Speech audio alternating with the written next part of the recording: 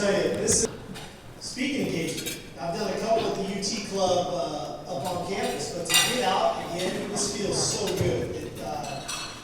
John Bianco's here with me today, and it's like, man, this is almost like we're getting back to normal. So this is fantastic. I do want to thank the Touchdown Club of Houston for having us. This is a tremendous event. All of the support here in this region is tremendous. Is big for us. Kind of stole my thunder, but the first thing they shut us down again. We're shut down for another 8 days. So none of this has gone probably according to plan. I don't know what according to plan is, but I was looking for all these things kind of in this head coach's manual that we're all supposed to have. How do you deal with COVID? How do you deal with a storm that shuts down an entire state? It's been fascinating. But through it all, I think A, as a leader, how you respond to that adversity is really critical. But B, I found out a lot about our team. We've got a very resilient football team. They've been through a lot before I got here.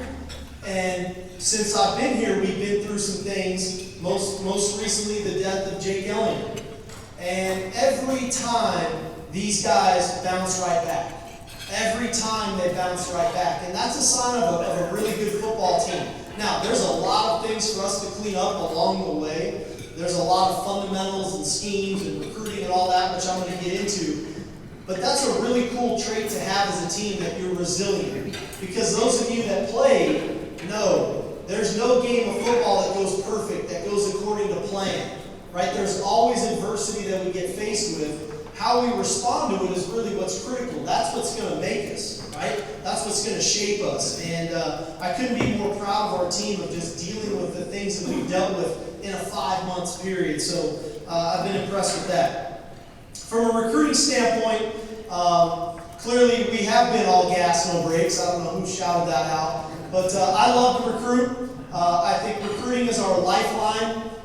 It's the way you can shape your program. And I've had two mentors that have really shaped me the most in my coaching profession. And in my opinion, there's three in our era, in my era of coaching, that are the greatest at what they do. Bill Belichick, Nick Saban, and Pete Carroll. Well, half of my coaching career I spent with two of those men under their tutelage. I worked for 7 years with Pete Carroll. I worked for 3 years with Nick Saban. And both of them believe in recruiting. And both of them have the same philosophy. You know, in the NFL, you get one first-round draft pick. In college football, you get as many as you want. We recruit them, right? It's our job to recruit them. We've got to identify the talent. We've got to evaluate the talent. We've got to get to know the individuals. We've got an unbelievable product here at the University of Texas to sell to the kids, to the family, to their coaches. And I think it's going really, really well so far. So I've been proud of that. Now, recruiting is going to take a shift. You know, we've been all virtual here for about a little over a year. And starting next Monday, recruits get to come on our campus again. So we've got a big month of June ahead of us as it pertains to recruiting, to summer camps, to unofficial visitors, to official visitors. So there's a lot that goes into the month of June for us. We don't get to go off campus. They get to come on our campus. But at the same time, we start with our football team on Tuesday. Or actually Monday night, I've got a team meeting. We start our 8-week summer program. So if you want to talk about a full-time job here in the month of June, I mean, there's no minutes off, never mind no days off. So we definitely got to be going for it. I view the summer like phase 3, for those of you that kind of look at our seasons. I look at a college football program in 5 phases. Phase 1 is our winter conditioning program, which I thought went really well in implementing our new kind of strength and conditioning program, which is functional mobility, explosiveness, movement. The football now is a game of movement. You know, burst, change direction, redirect, burst again, point A, point B, point C. Then we went into spring ball and implementing our schemes. Now we're into phase 3, which is our summer program of really starting to develop the team, right? So when you think about it, we had our roster come back from last year. We had probably half of our class come early in January, but now we've got the next half of our class coming here Monday, and then we've got about 5 transfers joining our team as well. So this is really when we're going to come together as a team this summer. It's going to be hot, it's going to be hard. We've got to put in the work to develop that mentality of a team that we want moving forward. So this is a big month. That sets us up for phase 4, which is training camp, and then ultimately phase 5 is the season. So we're kind of hitting that halfway point here, getting ready for the summer to make that happen, which is a big deal for us. We are, and I believe in, being a developmental staff. I think you have to develop players. There is no finished product when we get them, right? We have to continually develop them. That means we have to remain cutting edge. We have to continue to find new ways to coach, to tap into these kids. This is a different generation. They're different. They were raised different. So how do we get the most out of them and push that button to make them the best that they can be? And I think we're doing that. I've been proud of what we're doing. I recognize this. We are the flagship program of the great state of Texas. I recognize that. I recognize accepting this job, there come expectations, right, to what we want the results to be. And I've never shied away from that. I've always wanted to be the best, to go be the best, to go attack to be the best. And so I feel very comfortable in this role of wearing this hat as the head football coach at the University of Texas. And we won't shy away from that. We understand that. We know what the goals are. We know what championships look like. We know how to get there. These guys paved the way for us to get there. Now we've got to set those aside, and we have to put in the work. Because everybody wants to win on Saturdays. Everybody wants to win September 4th in DKR when we take on Louisiana. We have to put in the work. That's what this is about. And then ultimately when we put in the work, we will get the results we want.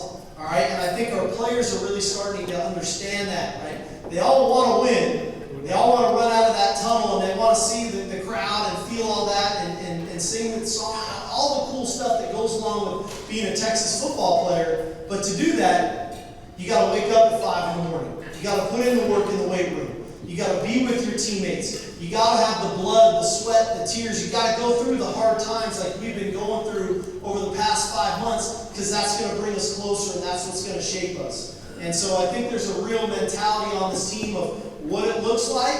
These guys paved the way. Now we're starting to lay the blueprint of how to get to where we want to get to. And I've been very proud of our guys for getting that done.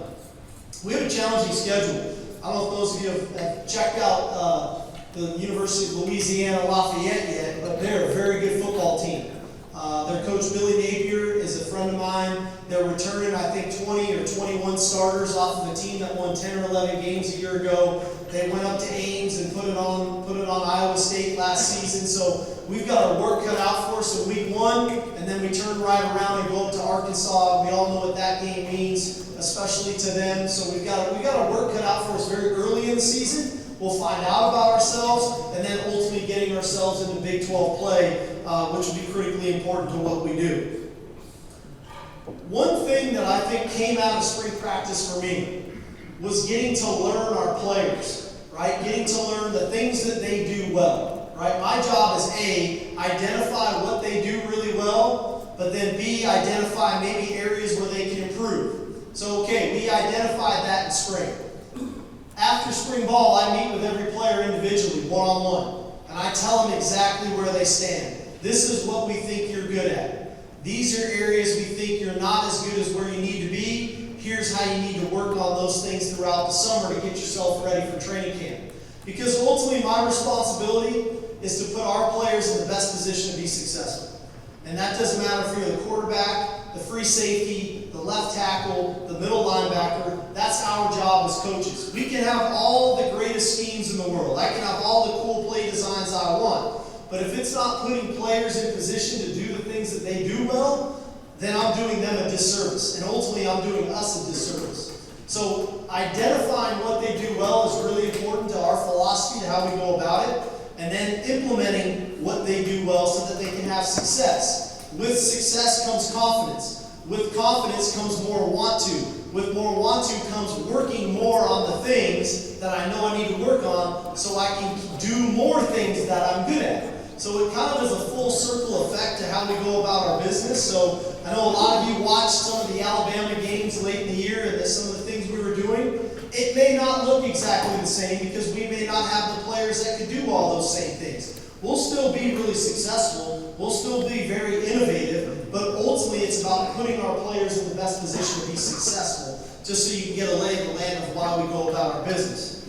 Offensively, I believe in running the football first. I think there's a mentality for your football team that you win up front. You've got to stop the run on defense, you've got to run the football on offense, and that starts up front with our big people. And then that starts with the guy standing behind, next to, wherever at quarterback now with all the shotgun stuff we're doing. But the reality is, the runner is the runner. The line blocks. The quarterback benefits from us running the football because now we can play action pass. They commit to the run, now we can play action pass so that we can create explosive plays.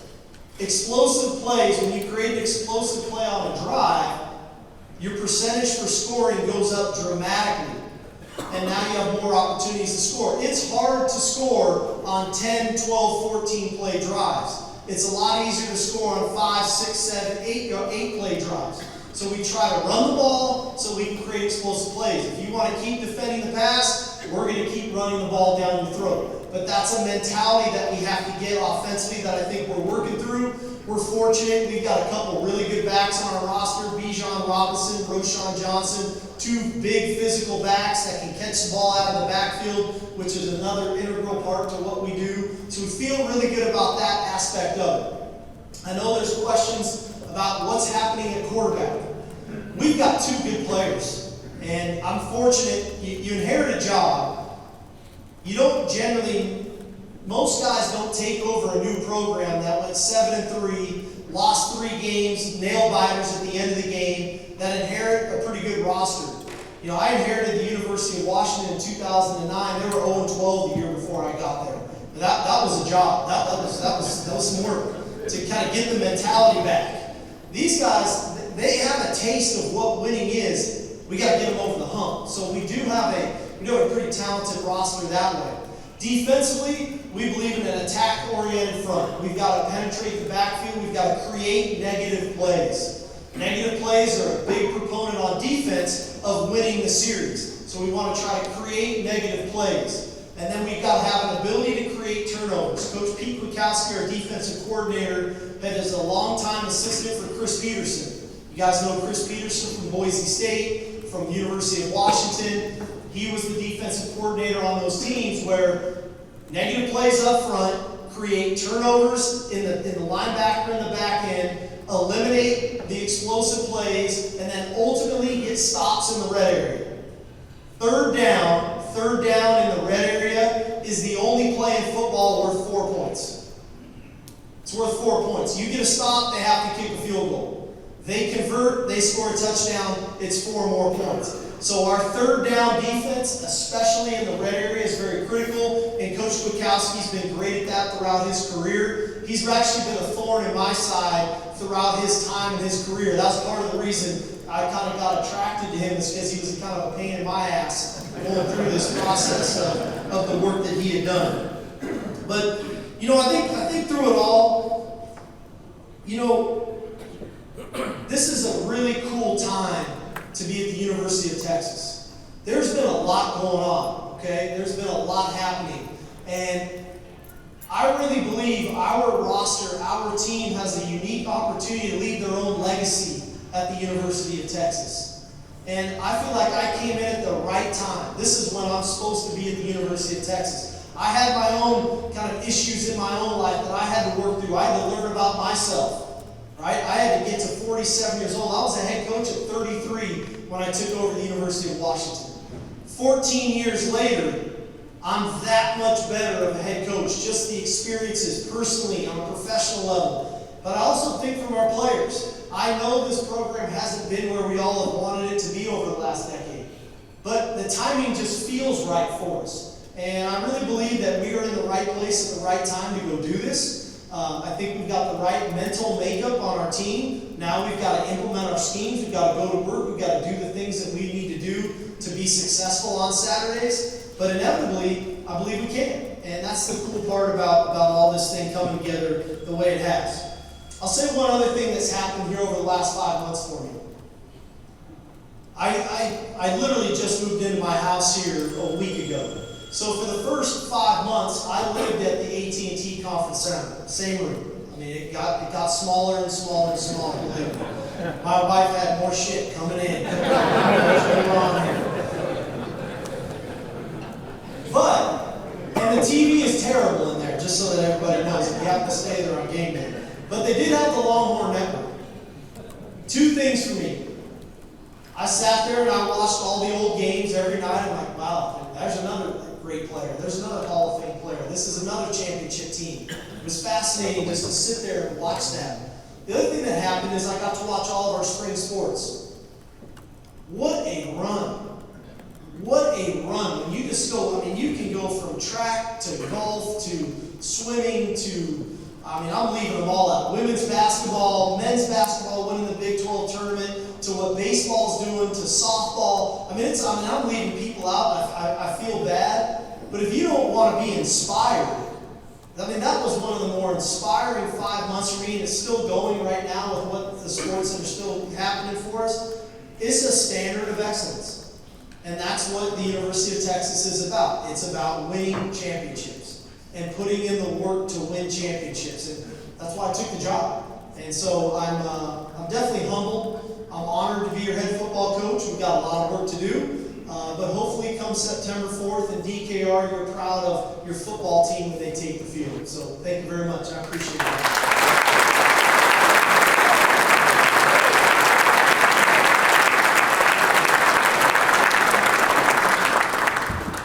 Questions? Yes. Questions? You guys? I know we got to have some. There's no way this group is. Talk a little bit about the transfer portal. What is the dynamic thing? Yeah, I'm going to try not to be too long-winded here. Okay. 7 transfers every year. We want to take players that fill a need. And those needs can occur for a variety of reasons. One, coaching change. Right? I'm here. We have a different style of defense. We recruit outside backer type bodies. We had to go get 3 guys to come into our program. It may be we just missed in recruiting. But I don't think we will be the ones that will actively. Casey Thompson, Hudson Carr, both very talented guys. Different stages in their career. Casey's been in the system. He's got a little bit more experience. Hudson's got a year under his belt. Very talented guy.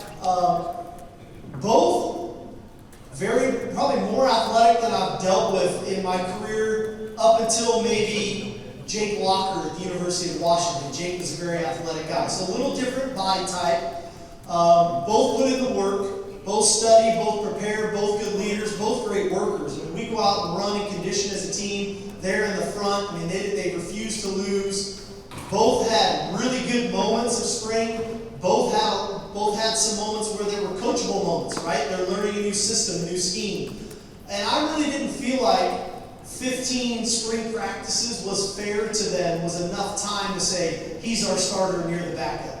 I really feel like they need a summer now of throwing with their teammates, of getting acclimated, more so with the schemes, and then come into training camp and compete. And then when the gut feels right, I'll make the call. You know, I'm a gut kind of oriented guy. I love to prepare. I prepare really well. I study. But on game day, you guys are going to sit there. I'm going to call plays from the gut a lot of times. And you go, what the hell was that? Let me tell you guys something here real quick. I've been calling plays a long time.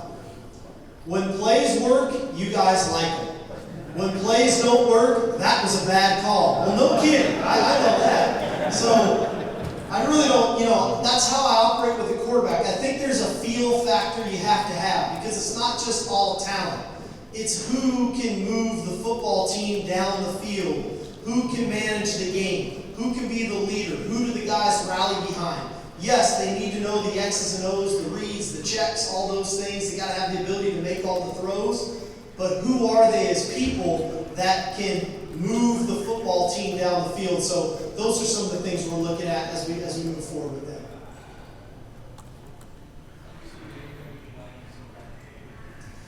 Name, image, and likeness. Big topic of discussion. First of all, the deal with name, image, and likeness for us right now, I still don't really know what it looks like because there's no parameters around it yet. The NCAA, the legislation has passed it, but the NCAA has said you can do this, you can't do that. or he can have an agent, or he can't. Or there's so many things involved that this thing right now is so enormous, we really don't know what it looks like yet. I do believe this. I believe that the University of Texas is an advantage to us. All right, so I'm all for it. My chips have already been pushed into the middle of the table. Let's go for it. But what it looks like, I don't know yet. Okay, so we'll see what happens here come July. I think is when we're going to find out kind of the parameters that we have to navigate within.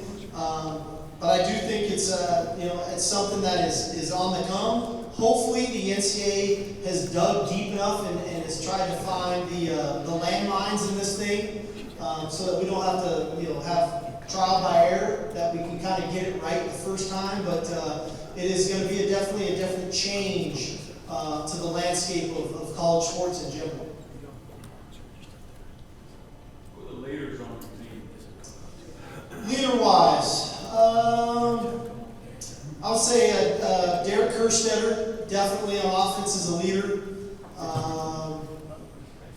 I'd say Roshan Johnson is a definite leader on our football team. I'd say Bijan is a leader. Even though he's younger, he goes about his business so professionally.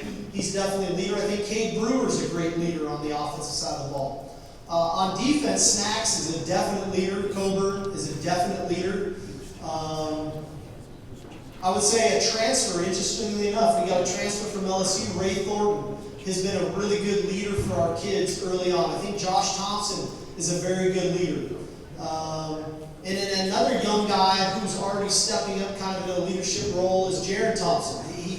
It's guys, my opinion of a leader is a guy that understands the expectations from the coaches, buys into them, and then can convey that to his peers about when they're not buying into the expectation of the coaching staff. That I don't have to do it, they already interject, hey, that's unacceptable, we don't do it that way. And so those guys are just some of the ones that jump out to me right off the bat. Now I will say Casey and Hudson, I would put them both in there as well. They're on our leadership committee as well right now. Way back there. Yes, it might have been asked already, excuse me. But you ever thought of having a two-back offense?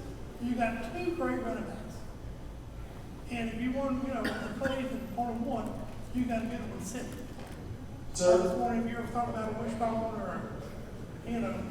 I don't know if we'll go to the wishbone this fall, but I know Coach Rowe would like that, but I'm full. But I will say,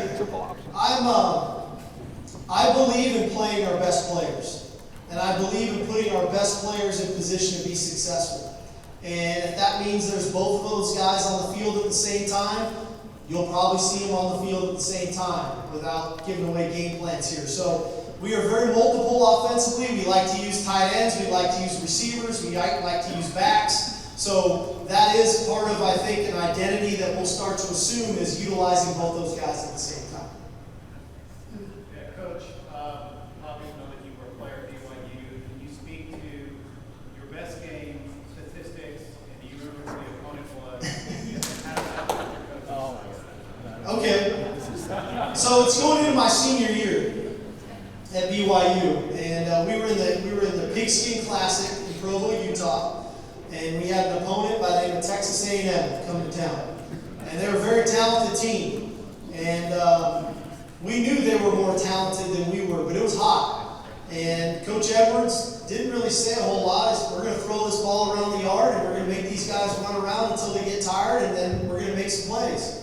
And sure enough, the last drive came. I threw a go route. We ended up winning the game, and I think I threw in that game for like 540 yards or something in the game. So it was a big win. But I will say about that season, that started that season, but my season ended. We ended up winning the Cotton Bowl. We beat Kansas State and came back and won that game as well. So it's interesting how all this kind of comes full circle of now here I am here at the University of Texas. So it was a fascinating journey, though, obviously, going through BYU.